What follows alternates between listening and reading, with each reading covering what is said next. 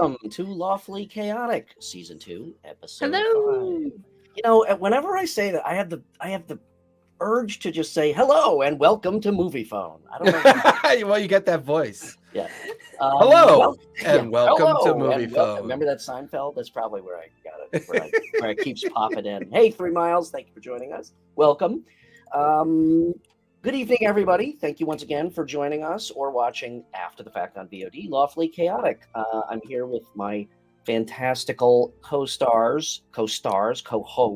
Oh my god! I don't know if we've reached stardom yet, but in our hearts, in our hearts, we are stars. The wonderful Sharon Smith, Barry Bot, and Jason Baldrick, the storyteller from TTRPG Academy. Welcome all. You guys have any announcements? Oh, tonight we will be talking about Dark Sun, the D&D setting from way back in the very late 80s, early 90s. It is a post-apocalyptic kind of Mad Max take on D&D. And we figured we'd delve into some, we spent a lot of time talking about the core games, so we figured we'd delve into some alternate settings, as well as alternate game systems. As always, Sharon has done some fantastic legwork and research on that for us. But you guys have any announcements? Besides doing some homework on Dark Sun, not really. I do have a campaign this Saturday called The Grey Lens, so you could always just come by and check us out there. Jason? What'd I do? What'd I do this time? What did you do? What did I do? Say it ain't so. Say it ain't so. You didn't do the homework? Oh my god. Actually, it's been kind of a busy week for me. I had to postpone one of my games to get ready for a corporate gig I did, which went really well. We had a great time. Oh, the corporate. Yeah. How'd that go? Yeah, it went really good. It was probably my largest online group I've done. It was 9 people, and then myself being 10. Whoa. It pushed StreamYard to its max. The StreamYard's max is 10. Oh, You have wow. 10 people on at the same time, and then up to 12 people waiting in the green room. So it was a lot of fun. How'd they like it? Oh, they loved it. They absolutely loved it. Gave me good reviews. Let Adam know that they're going to recommend it to other orgs as well as soon as they have an opportunity for another, celebratory situation that they would definitely reach out. So fantastic. It was a lot of fun. It was one of my favorite one shots I wrote in homage to Lord of the Rings. Well, more importantly to The Hobbit. It's a retelling of kind of the story of, the Dwarven journey. So it was a lot of fun. Awesome. Other than that, we're Monday. The Tuesday studio game should be coming along here in March. The new studio is about 30% done. I've got a little more furniture to order, a little bit more installation to do. And then eventually we're going to move everything from here over into Studio 2.0, which is about 3 times the size. Nice. So it'll be a lot of fun. What do you got going on, Bri? Yeah, Bri? Nothing. Well, in that case, good night, everybody. Sorry to lose Brian today, guys. No, I think I am finally caught up on all of my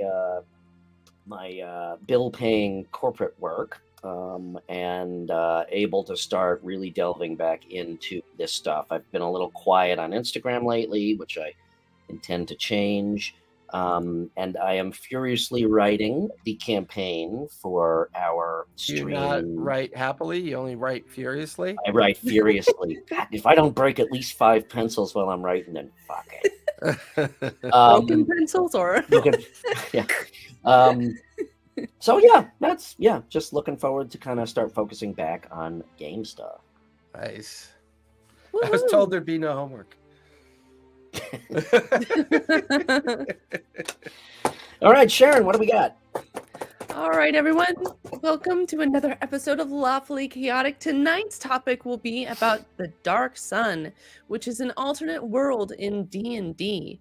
It is far more grittier, far more desperate. And we are going to take a deep dive into tonight's episode. Dun, dun, dun. Brian, Dun, dun, dun. introduce our audience to the world of Athos. Very well. In the world of Athos, the sun is not a source of warmth and light, but a fiery orb that beats down upon a desolate landscape. It is a harsh and unforgiving world ruled by powerful sorcerer kings who enslave their subjects and hoard the precious resources needed for survival. Amara is a gladiator in the city of Tyr, where the sun's rays are amplified by towering obsidian spires. She was born into slavery and raised in the arena, where she has honed her skills with weapons and learned to rely on her wits and strength to stay alive. When Amara catches the eye of a mysterious woman who offers her a chance at freedom, she knows she must take the risk. The woman, whose name is Marcella, promises Amara the secrets to unlocking the power of the Dark Sun and the opportunity to overthrow the Sorcerer Kings. With Marcella's guidance, Amara embarks on a treacherous journey through the wastelands of Athos, facing off against savage beasts and the deadly warriors of the Sorcerer Kings. But as Amara delves deeper into the mysteries of the Dark Sun, she realizes that Marcella is not who she appears to be. Amara must decide whether to stay true to her mission or turn against the woman who has promised her freedom. As she battles her way through the treacherous wilderness, Amara gains a group of allies who share her desire to free Tyr from the Sorcerer King's rule. Among them is a fierce elven archer named Lyrian, a half-giant warrior named Drogue, and a clever rogue named Rava. Together, Amara and her companions face off against the beasts of the arena, including towering four-armed giants, savage wolf-like creatures, and writhing tentacled beasts. But it's the battles outside the arena that test their strength and determination the most. With each victory, Amara grows more confident in her ability to take on the Sorcerer Kings and their minions. But as she draws closer to her goal, she must confront the true source of the Dark Sun's power and the evil that seeks to harness it for their own purposes. In the end, Amara must summon all her strength and cunning to confront the Sorcerer Kings themselves and defeat the darkness that threatens to consume her world. That was good. God damn it, Vince. Not That the was four-armed giants. amazing! Thor-armed giants. Thor-sized forearms. That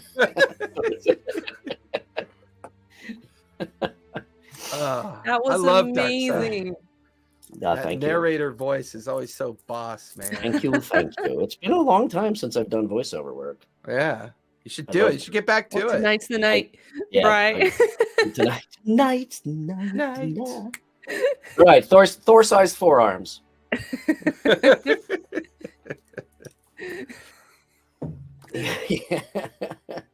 Yeah, I'm really Okay. excited for when we start including the game, when we start playing the campaign. Do we have a start date for that yet? You think, Brian? I am, like I said, I am furiously writing, so we will have a start date. I write with much anger. Right. There's much bitter in me. So Dark Sun, I admit, we never delved into it, so I just have a passing knowledge of it. But it sounds very cool. It sounds like D&D meets Mad Max, and I get a little bit. Yeah, and I that's get exactly a little. what I thought. Yeah, and I get a little bit of. I don't know. It's probably way off base, but I get a little bit of Elric of Melnibone in Ratha. And that mythology, but that's kind of delving deep in. You guys, you introduce us into the world. It sounds really cool. Yeah. So for all the uninitiative, and me included, Dark Sun was created in 1991 by Troy Denning and Tim Brown for TSR for 2nd edition D&D. This was also continued to be made as a 5-part novel series that Denning went to create called The Prism Pentad, which tells the story of the landscape of Tyr, which I believe, Jason, if I'm wrong, is there 4 different regions in Yeah, I don't have any of my reference material out because I've got like a stack of Dark Sun stuff like this, but I have no digital Dark Sun. I originally wrote Age of Arcanum many years ago and then ran a campaign recently, about 2 years ago, with a group. Thanks, Vince. You know what I've realized about you, Jason. For an old guy, you really take to the digital stuff. You Oh yeah, I Yeah. love digital. I just to me it makes my life so much easier. You're a new age old man. But yeah, New there's age like old man. I know, right? But there's like four Boot up, you major. old There's like four major land masses on Atlas. Probably the thing I love the most about how the world came into existence. Boss baby. I love the idea that in 1991, Troy wrote a Benjamin Button. Now you guys are just getting mean. Maybe that's it. He's a little man baby using digital AI. Climate change and pollution and all that wasn't really a hot topic between 80s and the early 90s. The consumer economy was getting started. Everything was about go fast. American Psycho was probably the best documentary as far as I'm concerned about that time period. Documentary. But Wait, what? Wait. Yeah, I know, it's a little scary.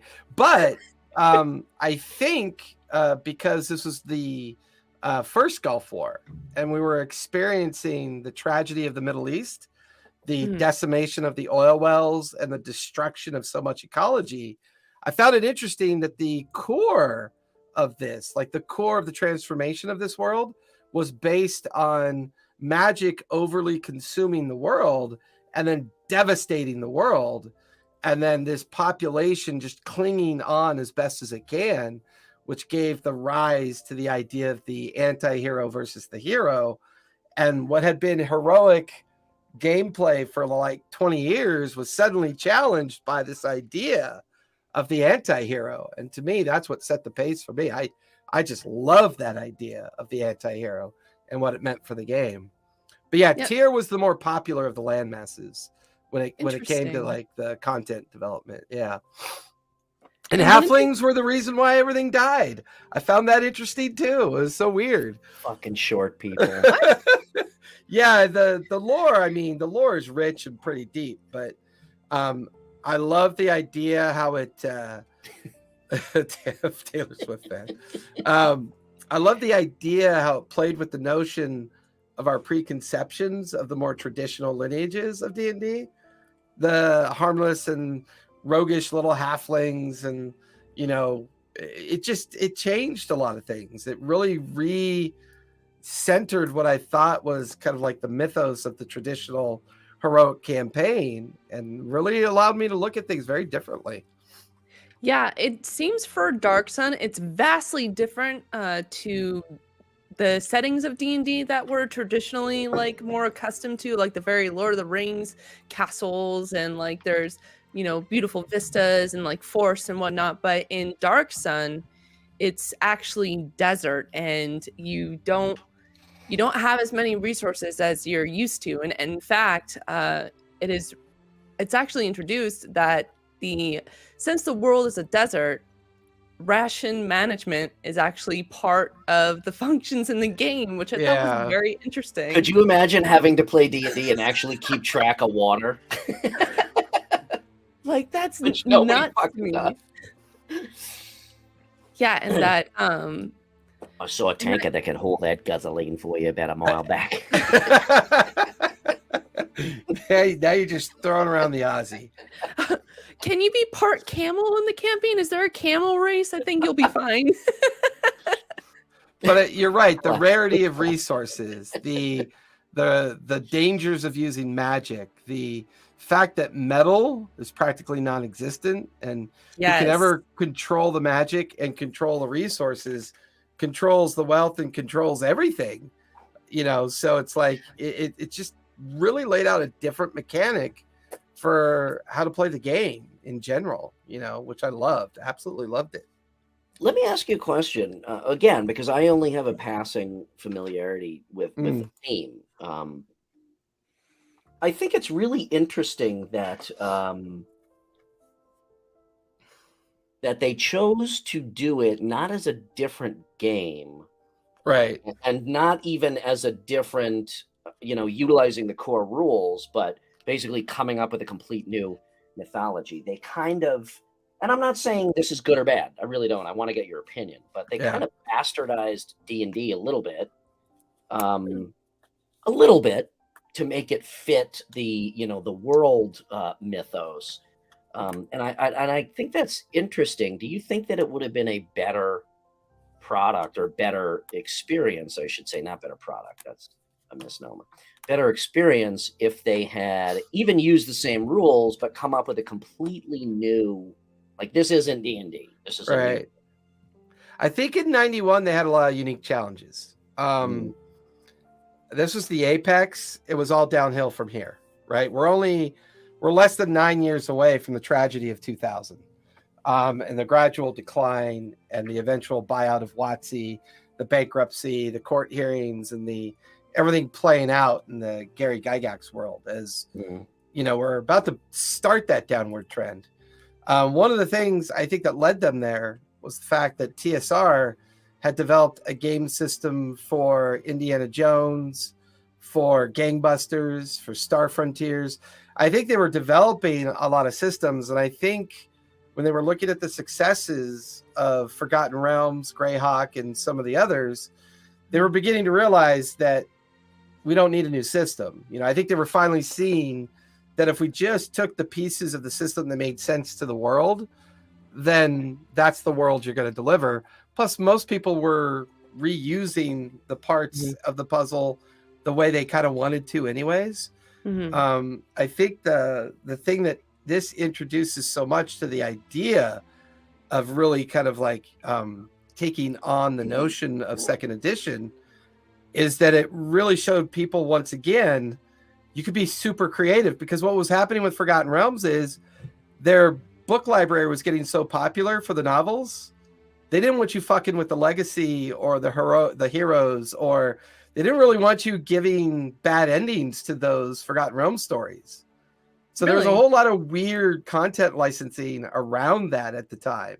Everything had to be dark, dark, dark, happy. It just, the hero's journey had to be the center point. And I think, once again, this shows that a system that had its core values, Gangbusters was amazing, that had its core values in mechanics and gamification could just be put in these worlds. But this world showed people, holy shit, you can get really creative if you want to. You could really, and I truly believe this, either the precursor or the onset of this may have been an outcome of Gamma World. I think the confusion and the rarity and the strangeness of Gamma World began to really kind of stimulate folks into thinking very differently about how gaming systems and worlds could kind of collide. And don't get me wrong, I'm not, I think it's really cool. I find it interesting, though, that, like, we've talked about,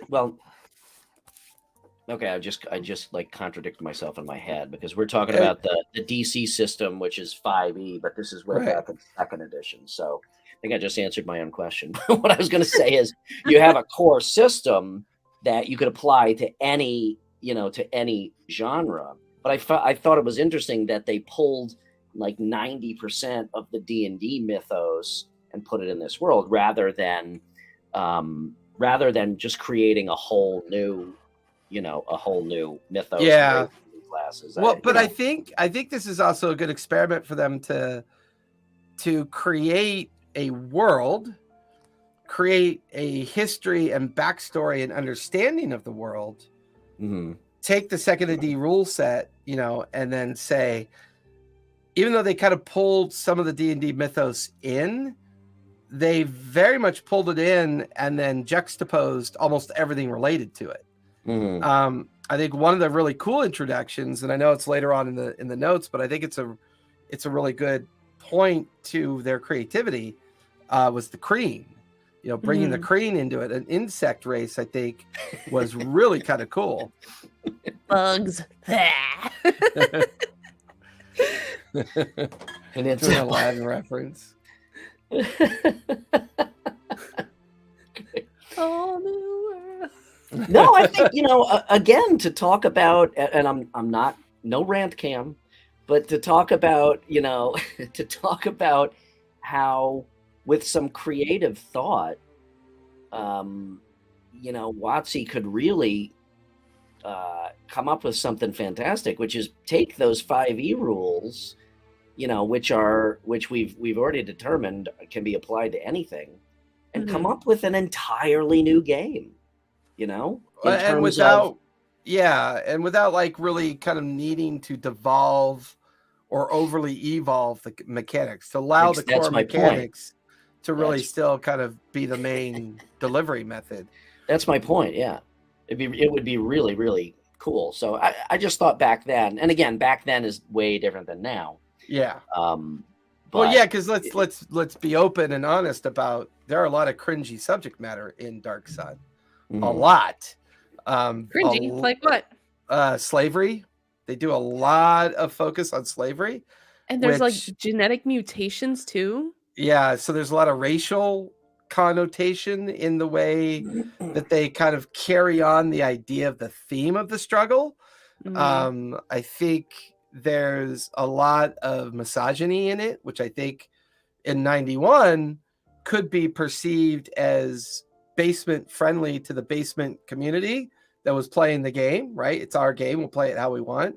But I think as it crawled out of the basement and became a much more publicly played game, post 90s, obviously a lot of that material just isn't really kind of relevant to the common culture right now. Yeah, that was the solution to that, Gary. Just you go back through the portal, all your shit stops working. Yeah, there you go. The batteries are all drained and all your bullets.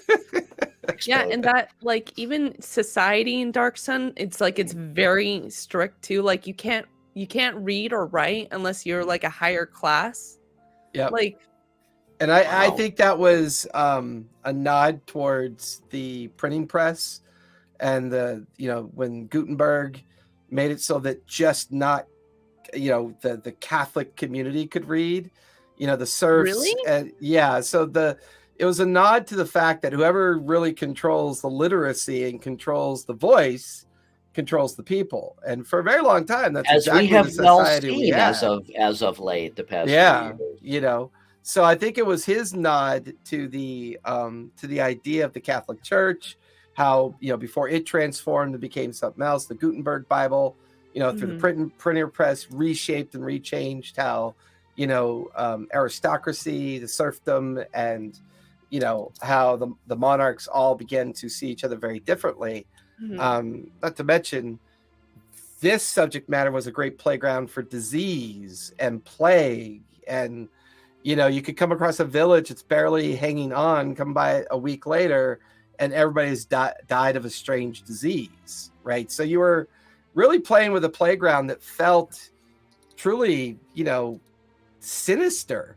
And up to then, D&D wasn't supposed to be sinister, right? D&D was supposed to be, this fun adventure you went on, commercially, right? It also has a little bit of a Conan the Barbarian feel to me. It does, very much so. In fact, a lot of Frazetta art is in Dark Sun, and there's a lot of Frazetta art in Conan. So I think, though, Conan did a better job of the test of time because of its media evolution and its popularity. Every time they tried to do something with Dark Sun, it couldn't get traction. There was an infamous computer game that they made that no one could win. Like you died within 5 minutes, and you would play, you're dead.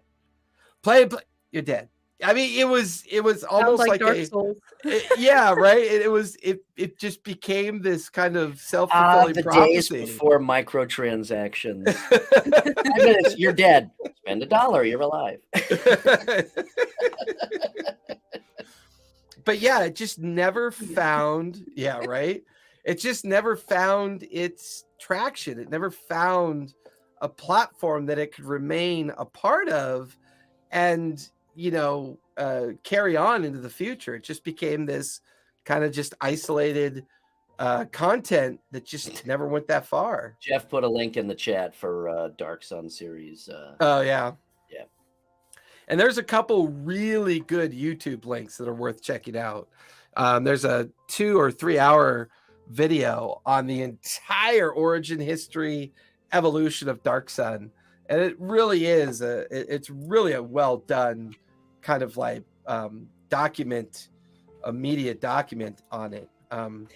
I just don't know if we ever had a rooted culture that was ever going to accept the idea of a sinister D&D game, which I find interesting because a real popular system now, I don't know system, but is hardcore D&D, right? Mm-hmm. They have that whole hardcore D&D thing now where it's like 5e, tripping acid, set at like super, super difficult level. It's designed to try to kill you, and it's a third party creation, and it's gotten popular, right? Because, a lot of people sounds like Morkborg. Yeah. You're all going to die eventually, so you might as well go balls out. I think folks have been playing this kind of liquor store kind of candy wrapped game for a while now. Mm-hmm. And the community is in 2 spaces, and those 2 spaces are saying, well, yeah, this has been fun, but can we get gritty? Can we get different? Can we figure out a way to feel alive? Yeah, survivor mode. Absolutely. Yeah, absolutely. Pretty much. Survivor mode D&D. It's a little bit. It's funny because I love the gritty aspect. I really do, but something in my brain is saying, "Man, the whole world is fucked like this. What's the point?" Rather than, okay, there's this island in the middle of the ocean that was not affected, and it's like Waterworld. It's like getting to the fucking top of Mount Everest. Where this is the only land left on the planet. It's like there's got to be some hope, but it seems like this is just a hopeless setting. It's very harsh. Well, and the conclusion of some of those campaigns was, wait, did we actually win, or did we just not die?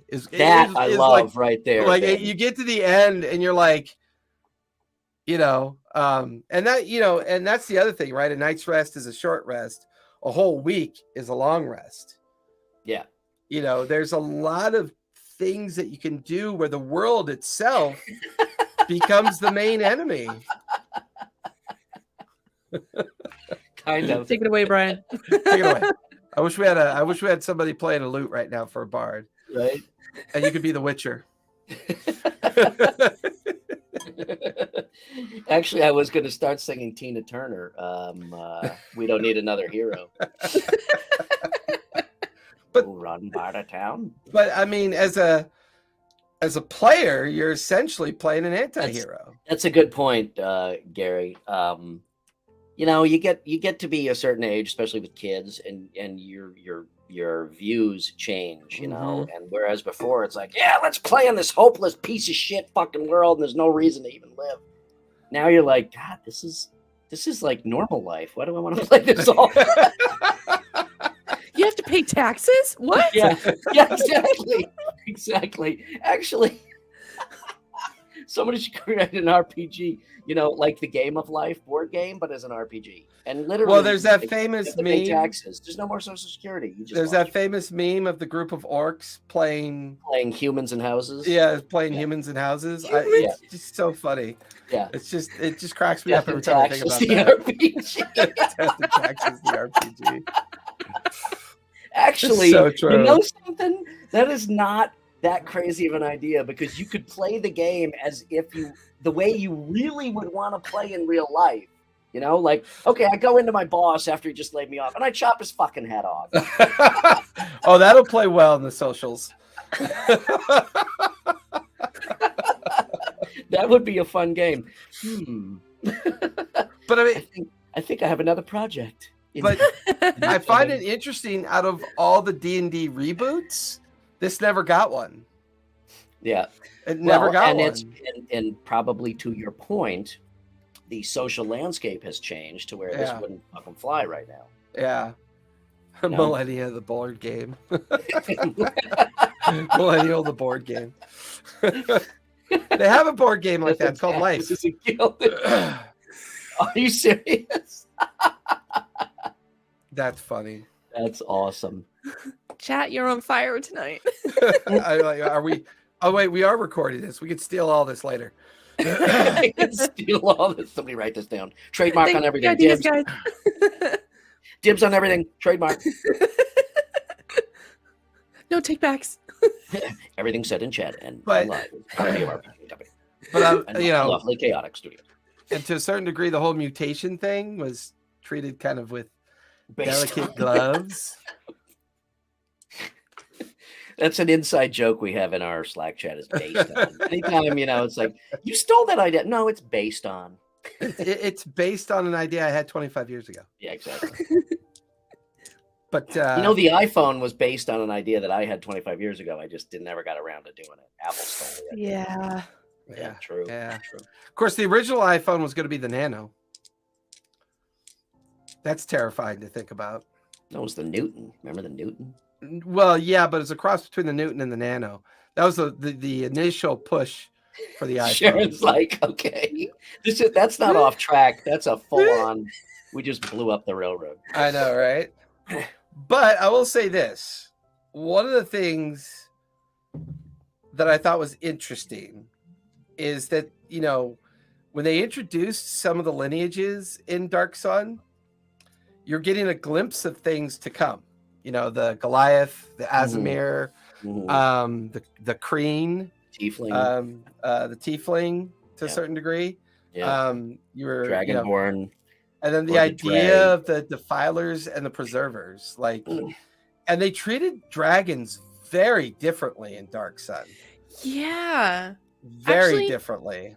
Who were the preservers and defilers? Could you dive more into that? So the Preservers were just this shadowy alliance that was doing everything they could to preserve life. But once again, they were willing to kill to preserve life. It was that great juxtaposed problem of, if you want to preserve life, you got to go to war, right? It's like it's like Peacemaker. I don't care how many people I have to kill to preserve the peace. and it was a really Judge Dredd interesting type of thing. But then you had the Defilers, which were these corrupted individuals that could either be dragons that were becoming more like these humanistic mutants. There was and the Defilers were always looking for ways to continue the corruption and keep the world in darkness and in corruption, because that's how they obtained their power. So they were the yin and yang of the story. It was the dark versus the light, but the yin and yang theme is always balance. Did you ever right? read? Did you ever read My Ishmael by Daniel Quinn? Mm-mm. Okay, so it touches on evolutionary biology and the tenets therein, and he goes into the history of the lever, what he calls the levers and the takers of how people interacted with our world, and I felt a little bit of correlation there between the preservers and the defilers. In going along with the whole theme of magic, destroying our ecology and what Right. There's a really, first of all, it's a really good book, and it's some really interesting views in there. Well, and that's a good point, because I really feel like Dark Sun became an expression of the authors. I really felt a lot of the authors in this content. The idea of ecology, corruption, the anti-hero, things aren't always that you think they're going to be, mutation, and all of the upturning of the norm into a world that you have to figure out how to exist in, whether it's good or bad. It's I don't know if anybody else is watching The Last of Us, but the Friday episode was phenomenal. And once again, another really well developed and well delivered story about what you're willing to do in the apocalypse. What are you what are the rules in survival? What are those? Are they even rules? Can you quantify what that world's going to do and immediately change or start changing you as you make your way through that journey? And trying to grasp the idea, well, if I don't kill those people, I don't eat tonight. If I want to eat tonight, I got to go kill those people. And in Dark Sun, sometimes that's who you ate. Yeah. Right? There was a lot of cannibalism and, enslavement and a lot of really tough counterculture ideas, though. What's for dinner tonight? Oh, shit, it's halfling soup again. I always get hair in my teeth when I eat me a halfling. No, that kind of goes to my point of, that it's an interesting choice to turn the entire planet into this desolate, hellhole of survival. I mean, you got to think in Walking Dead and Last of Us. And don't read anything into this, okay? I don't need a phone call afterwards, okay? I'm fine, but I'm just saying.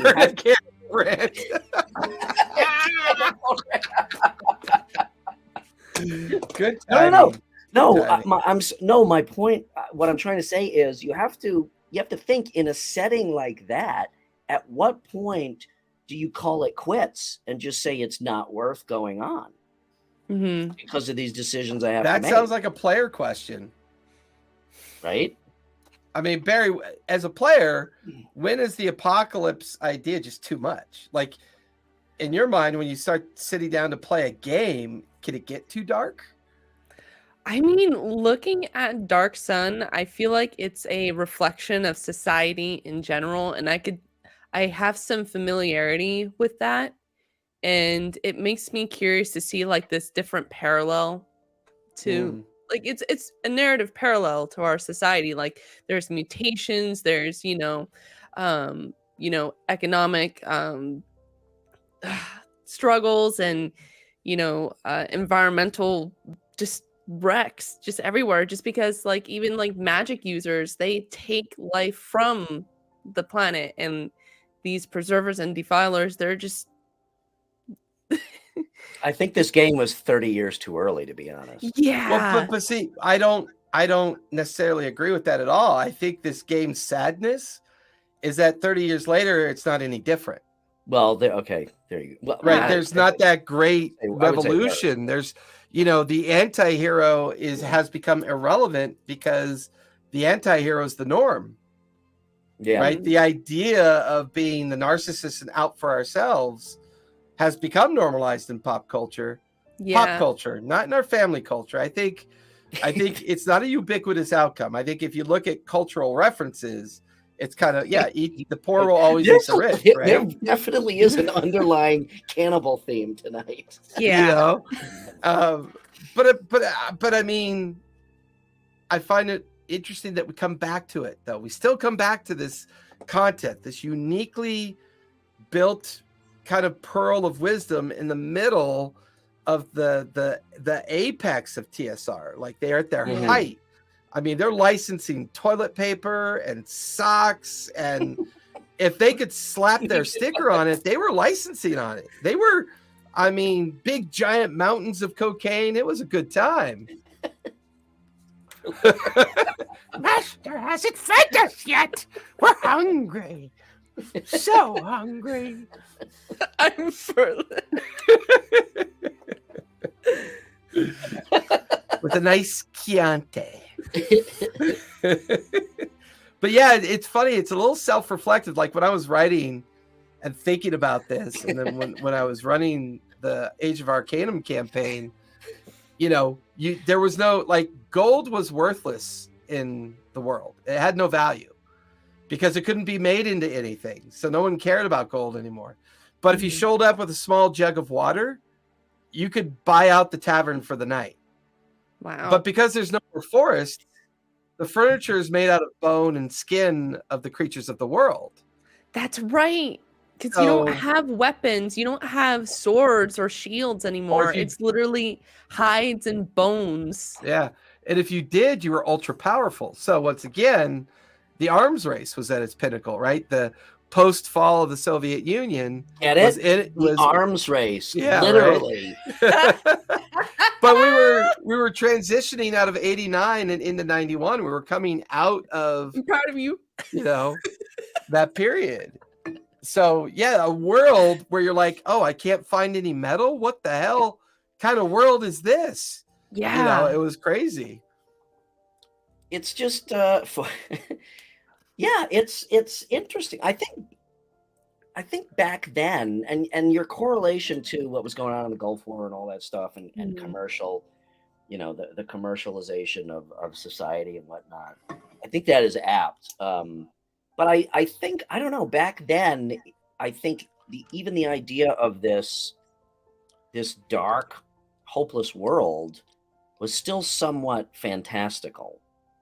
Whereas now, it's not. Now it's because like it's happened so many fucking times. news, Yeah. right? It happens so many. Well, see, here's the thing, though. I don't know if people would latch onto this today. I think it's too close to home. Yeah. But that's what I'm saying. It's like a dark mirror of like society. It's pretty on point. But I think the challenge we have is that because we're better connected and better interwoven through our communication infrastructure, were the same things really still going on in the 80s? We just now know about them more often. Or we get the message in less than an hour, what used to take a week, right? Yeah, that is a very good point. Not, things have not changed as much as we think. It is just that we are hyper aware of it. There was a really good piece I was watching about. Bad movie. I fucking loved Waterworld. Oh, Waterworld was awful, but it was a good awful. It was the best awful thing I've ever watched. It was one of those really good. It was one of those. I mean, nothing compares to Starship Troopers as the best worst movie of all time. But Yeah. Waterworld is high up Waterworld. If you ever want to see Kevin Costner in his prime, there's two movies you got to see: Waterworld and $1 to the other one that anyone can think of. Good point, Jeff. Your dad had a good point. What's the other? Wait a second. In his prime? It starts with a P. Quick chat. Yeah, there you go, chat. You got it. Postman. He is, Jeff. but there was a back-to-back obsession that Kevin was having with doing apocalyptic movies. And they were both completely opposite of each other. Well, Dancing with Wolves was a good movie. That was probably the best in his acting prime. But here's the crazy thing about Dark Sun. I think Dark Sun would make an amazing series. Oh, absolutely. I think it would make an absolute. Yeah. If anything that Last of Us has shown us is that with.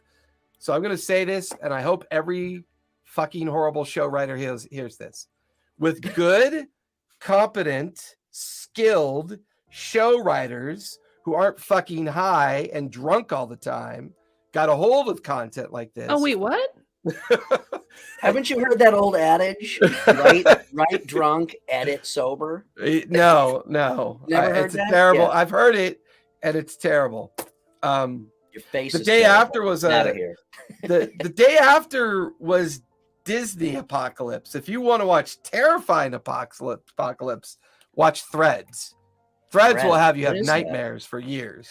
I've never. That even heard was- of that. I'm good. That was a UK version of the apocalypse, and we know how unfunny the they the don't Brits pull can be. punches over there, right? No, What they about cannibalism? I mean, that's the opening credits. I Like, you mean, fucking ate look, the Cannibalism producer. and tea. I'm just saying, you go for the ones that aren't so suntanned. When you try to chew through that skin, you're liable to break a tooth. And then when you get to the bone and you need to get the marrow out Dredd of the versus bone. Judge Dredd. I'm not ready. I do. No, yeah, that's interesting though. I think it would make a fantastic freaking series. It's right? great. But as media a content. role playing game, I don't know. I still feel like, we play these games for Escape. escape. Yeah. And I don't know. And like I said, I am not opposed to gritty, but in a game, there's got to be some reason to play. Dark there's Sun gotta is be some definitely hope. more on the sinister side. I would definitely agree with you guys on that one. It's definitely way more sinister than a lot. I mean, if you're going to go that route, then go Morkborg route, where like everything is fucked and you're going to fucking die no matter what. So have a good time with it. Oh yeah. So in Dark Sun, what is the ideal ending? What you die quickly. Well, I mean, not really. I mean, we had a lot of You're fun eaten with it. by something. To continue the theme, you're eaten by something with a big enough mouth that you go down in one gulp. There was, it was actually pretty fun because it God, paranoia. It really took on. Yeah, exactly. That was fucking awesome. I've got all those books, by the way, for Paranoia. Box sets, the whole thing is crazy. But to Barry's point, what was the point, right? What is the happy ending? I mean, great one. You could make it anything you wanted to, for one thing. Silver lining in this dark and harsh world. I mean, it's a good point. That may be why it never really gained the long-term popularity. Because games, I think, that are purposely sinister and dark for a community that want to play a long-term campaign, that could be super weighty and very difficult to do. I mean, could you imagine the mental stress of playing a 2-year Dark Sun campaign? When I was writing a campaign that we were playing, I was like, nope, I got to rewrite that. That's not dark enough. That's not sinister enough. That's too Park and cotton candy. Oh, you know what else it reminds me of is Dark Tower. Love that game. Great game. The reboot looks amazing. I think the reboot could be a lot of fun. It's more of a traditional round robin board game now, and it's more. No, I'm sorry, not Dark Tower. I have the reboot of that board game, and it's fucking fantastic. Which one are you thinking of? Stephen King. What's the Watchtower or whatever? No. Oh, you're thinking of the one that they turned into a movie, The Stand. You're thinking of The Stand. No, the Dark Tower books. Yeah. Oh, okay. It is Stephen King's Dark Tower, not Revolution. Not Revolution Games. Right, I thought you were talking about the Milton Bradley Dark Tower from the early '80s. Right, and by the way, so just a plug right now. So Revolution Games rebooted the Gunslinger series. Thank you.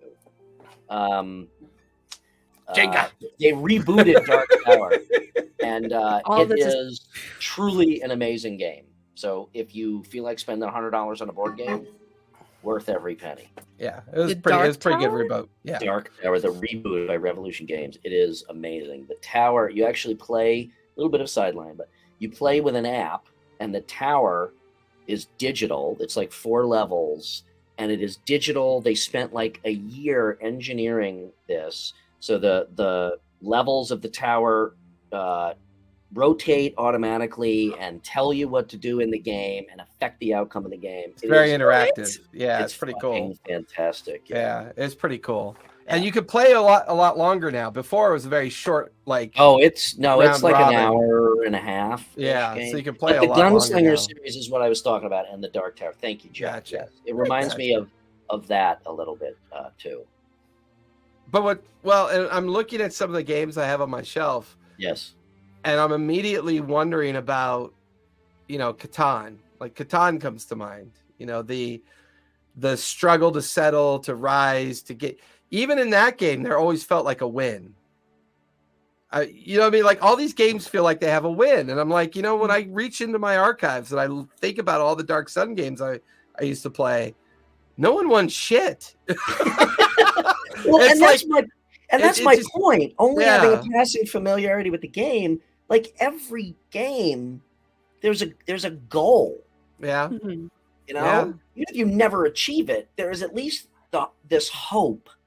Dark Sun doesn't seem to have any hope whatsoever, other than kill or be killed, basically. Yeah. Is there maybe a narrative silver lining at least? Well, yeah, you could always slip that in whenever you want to, sure. right? I mean, that's up to the person, reffing the game or storytelling the game, and with the players Once again, I mean, any content that the table is a group effort and there's plenty of consent and conversation about expectation, you can make any content into a playable content. Of Don't course, get me wrong. absolutely. But from a commercial perspective, I think Brian is very accurate in understanding that, for a game to have generational legs, it can't be about just this kind of this sinister outcome that just says there's never any chance. I mean, right. Kind of hard to slip into fantasy and immersion when that's kind of like the theme, I always tweaked it, changed it, bent it to give it a little bit more kind of like flavor of a more traditional hero's journey with some anti-hero activity. But yeah, I think to a certain degree, one of the reasons why it just never got legs and stayed within, the pantheon of evolution of the different contents, I just don't think it was well received for a lot of groups and a lot of the culture. It was just like, not only is its content kind of super, out of date with where we are in our current cultural reality, but there was never that silver lining to Barry's point. There's there was never that. It was weird. I was an avid Walking Dead fan, and by season 8, 9, I quit.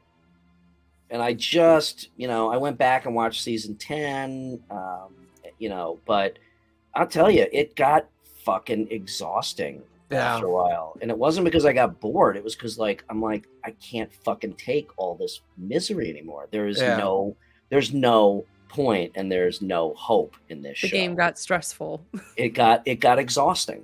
It was mentally exhausting to continue to read that. Well, dark entertainment. I don't have a problem with dark entertainment. Actually, Ugram brings up a very valuable lesson about the table.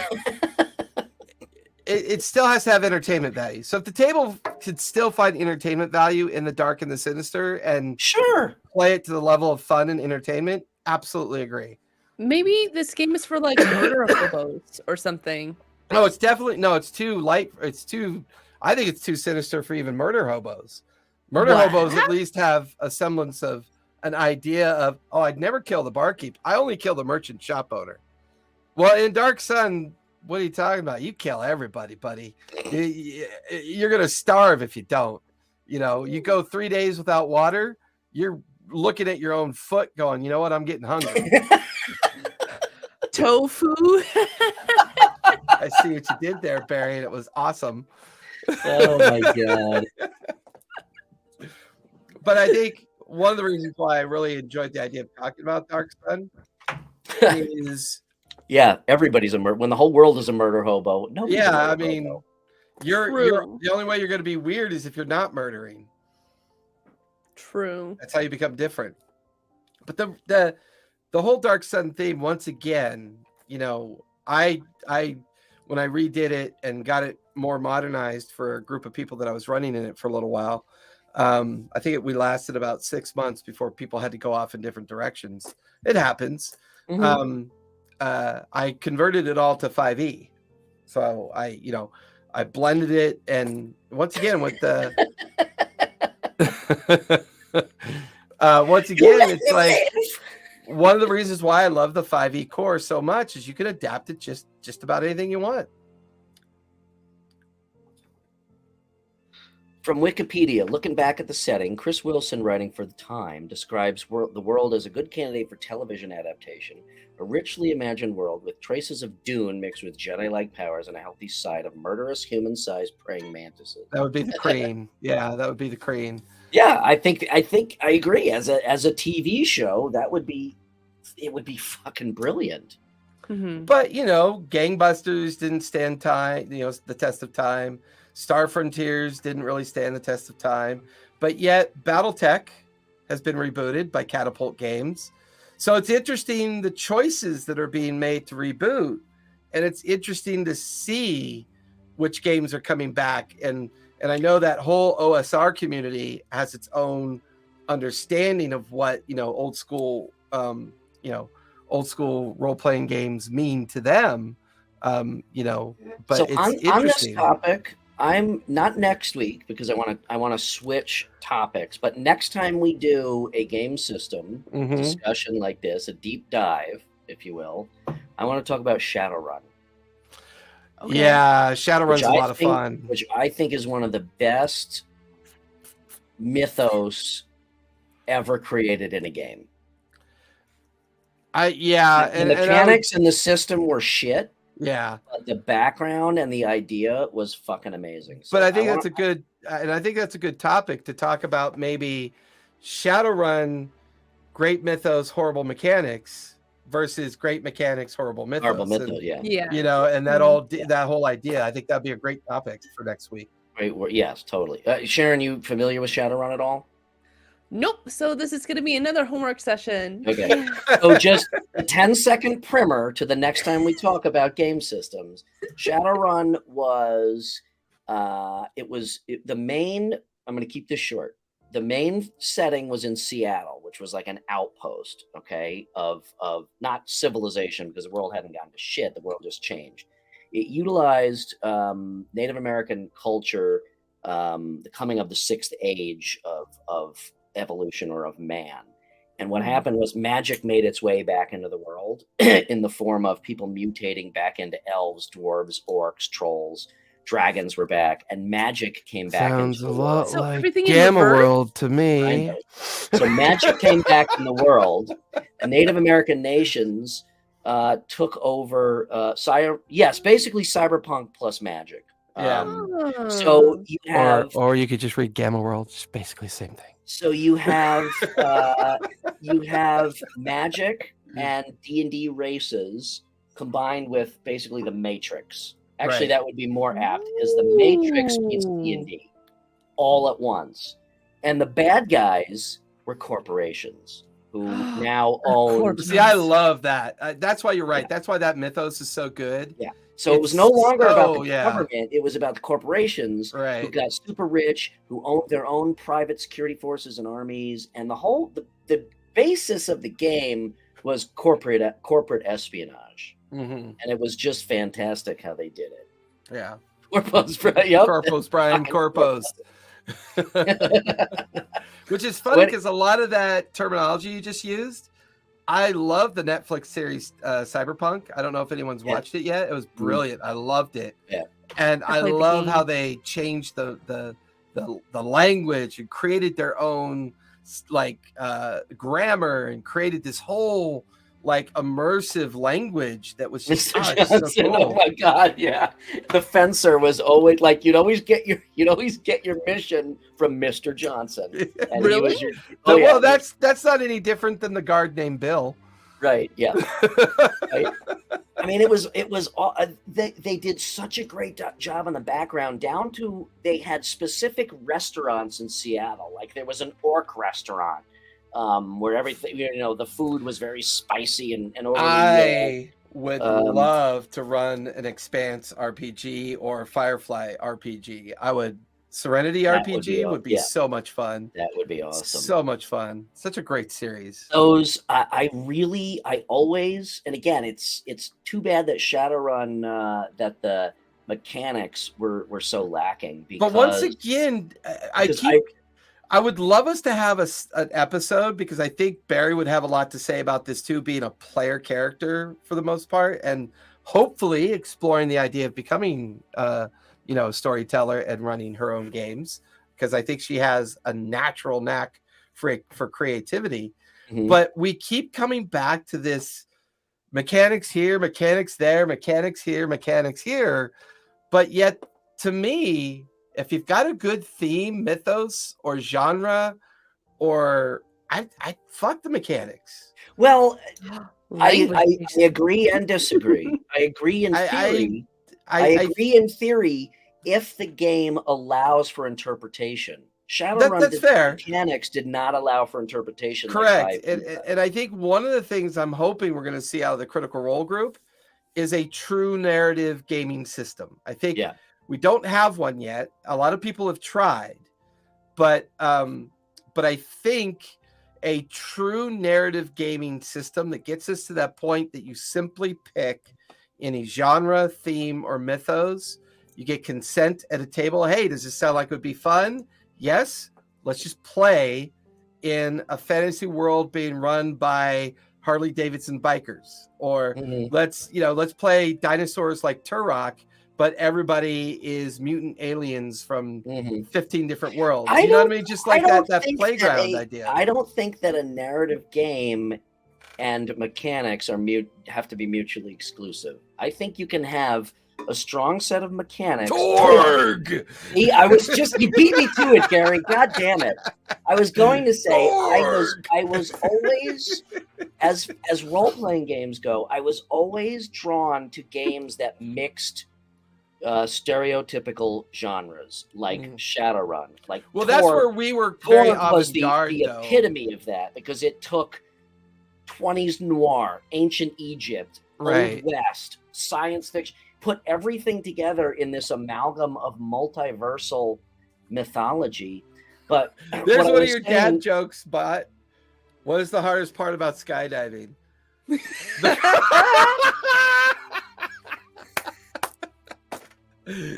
I love the jokes tonight. AI. Kind of, yes.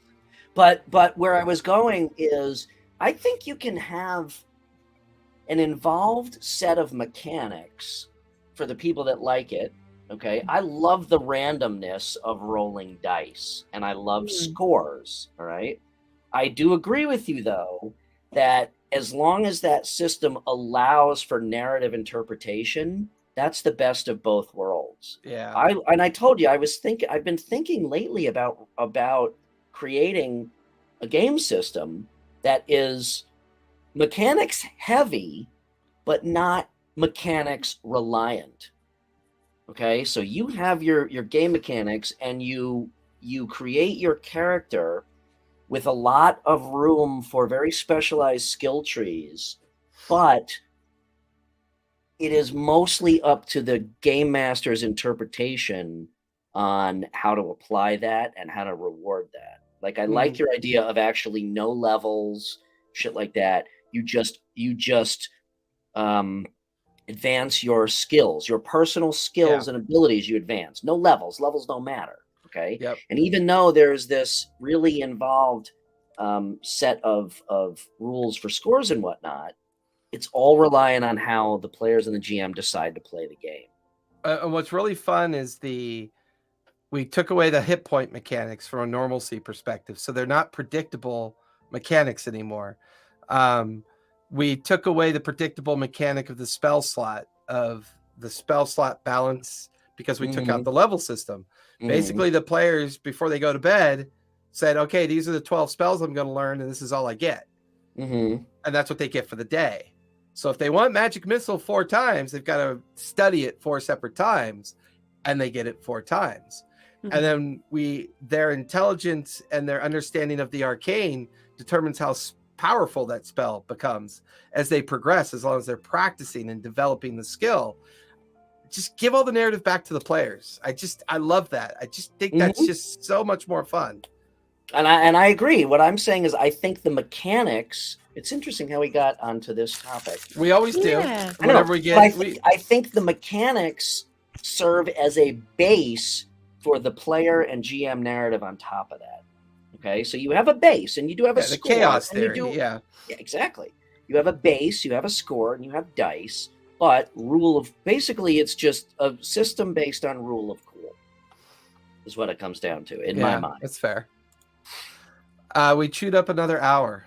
How do we do that? We did. It was a really good topic. Holy crap! It was. I didn't think we could talk that much about Dark Sun, but yeah. Congrats, Jason, on picking the topic and Sharon on researching it. I was I agree. Yeah. Rollies? Wait. Join in on Rollies. Hold on. Before Rollies. Okay, so next week, so next week, I definitely want to talk about a deep dive into Shadowrun, but I kind of feel like we should do a different topic rather than another game system. Unless, chat, you want to talk about that. Chat, if you have ideas for a topic for next week, throw them out there. One that we were thinking about was talking about AI, the recent AI hoopla, especially obviously as it pertains to gaming and DMing and all that crap. No, I kind of agree, Jeff, because I fucking hate it. But I know Jason loves it. I use it constantly. Which is still this anomaly of old guy and computers. But that's your background. But anyway, so throw out throw out some ideas for show topics for next week. We can table the Shadowrun for our next system deep dive, and on that we can do rollies. Now we do rollies.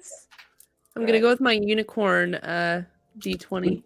Unicorn D20. Just need my 2 or 3 rants and I'm good to go.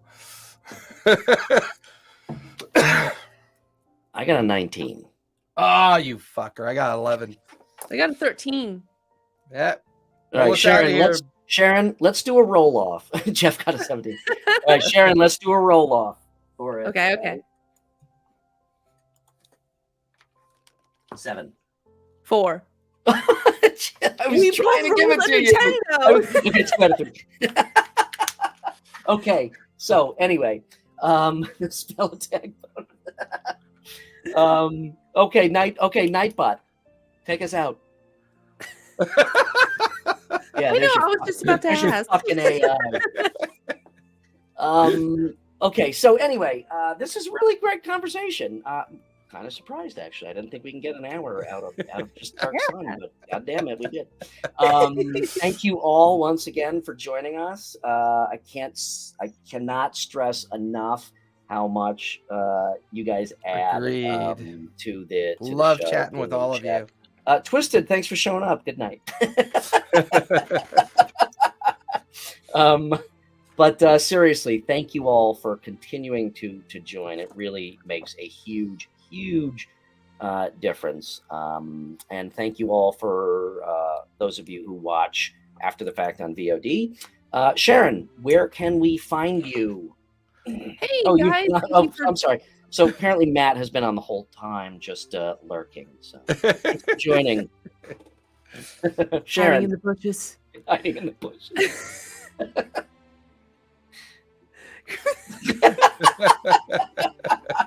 Yeah, it's kind of the theme tonight. Bad dreams, everyone. Okay, Sharon, I'm sorry. Where can we find you?